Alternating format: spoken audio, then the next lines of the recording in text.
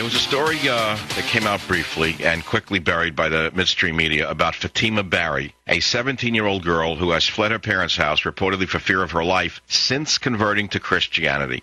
Joining us today is former PLO member and author of several books like Why We Want to Kill You and God's War on Terror, Walid Shoebat, who says he believes her story and is here to explain what is going on. Walid, welcome back to the Savage Nation. Michael, thank you for having me on your show again. What do you think is going on with this story? Rifqa Bary is a Muslim, used to be a Muslim from Sri Lanka with her family. She converted 4 years ago to Christianity. She began to become active in her faith. She was noticed by the local mosque in a Noor Islamic Center, which is in Ohio. And this is a hub of Islamic fundamentalism. Her father is a member of a Noor Islamic Center, which really had this Salah Sultan, who is an active Hamas activist, Al-Qaeda supporter, also a colleague of Sheikh Qaradawi. These men are illegal to enter into the United States because they are terrorists or supporter of terrorism. The mosque itself basically made it public of her conversion, which means she should be killed. She was abused by her father. She was hit and beaten by her father. In fact, in the school records, it shows that there's been several cases in which she was examined and proven to be beaten by her family. She then was threatened by her father when the mosque began to spout the issue publicly. She was threatened by her father to be killed as an honor killing.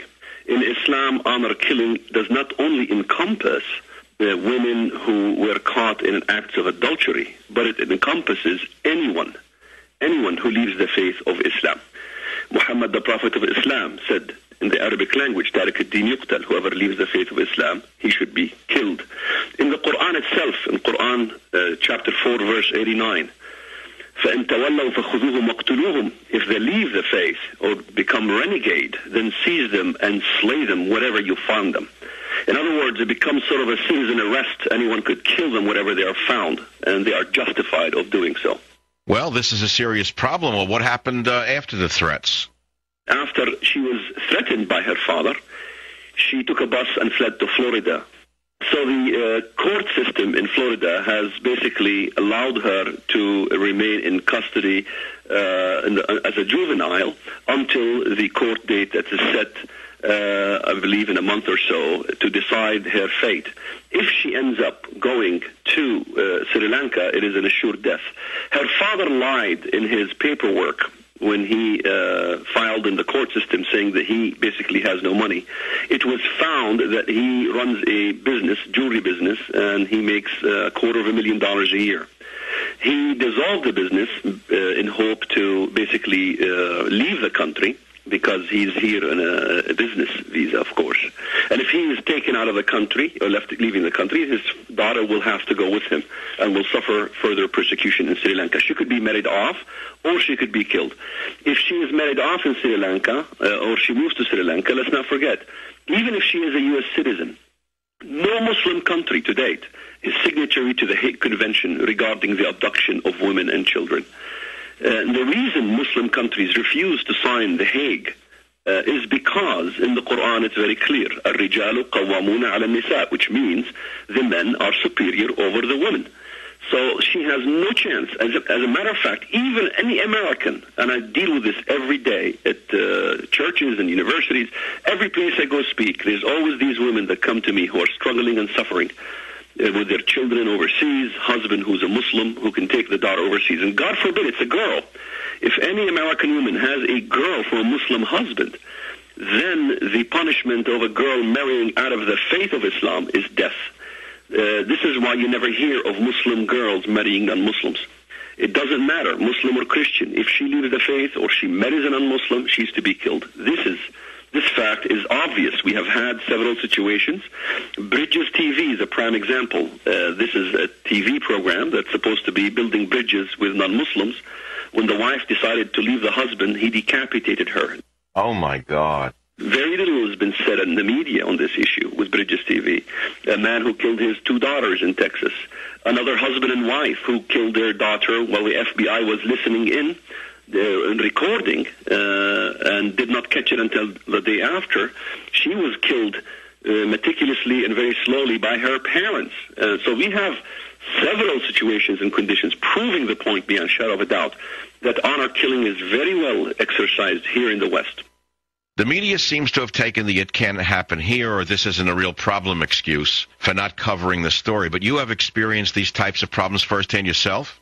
When I lived in the Middle East, my mother was prohibited from leaving for 35 years from the Middle East. She supposedly converted to Islam. She was never converted to Islam. She was always a Christian. She could never exercise her faith or express her views to her children for 35 years. You think about that. This is immense. When I rescued my mother in 1994, it took her 2 months to believe that I really left the faith of Islam. For her to confess that she was a Christian all along. She was secretly baptized in the YMCA swimming pool in Jerusalem. Her case is out of many, many cases. The movie Not Without My Daughter is another prime example to show this case. As a matter of fact, one time there was an honor killing in our village in Bethlehem. My colleagues went and watched it. I didn't go and watch it. They described the horror.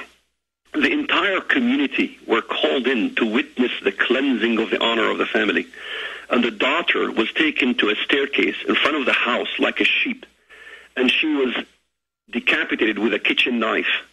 And even they were giving the description in the school, the decapitation, the details, and the gory details. It was horrific.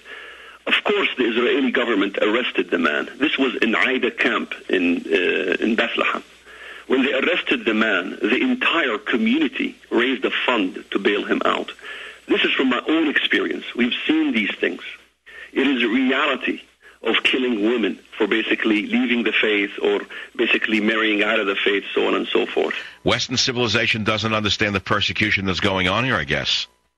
These kind of things are not expressed in the West, in the United States. The persecution of Christians is very rarely expressed anywhere, so long, especially if it's a Christian. So we have an epidemic in the Middle East. Honor killing is the highest form of murder that exists in the Muslim countries. It's the highest form of murder. Most murders happen as a result of honor killing from conversion or going out with somebody who's not Muslim or marrying somebody out of the religion. In Islam, it's very clear, thou shalt not kill.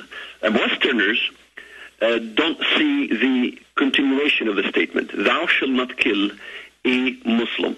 That's why they don't understand, Islam prohibits murder, of course, so long it's not a Muslim. If a Muslim kills a non-Muslim, the punishment is not death. They don't get the death penalty, even though Islam requires the death penalty for murder.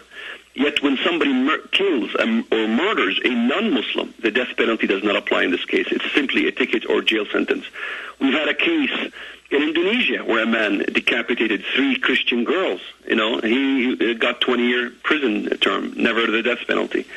So we have these cases all over the Muslim world. It takes a library to fill these cases.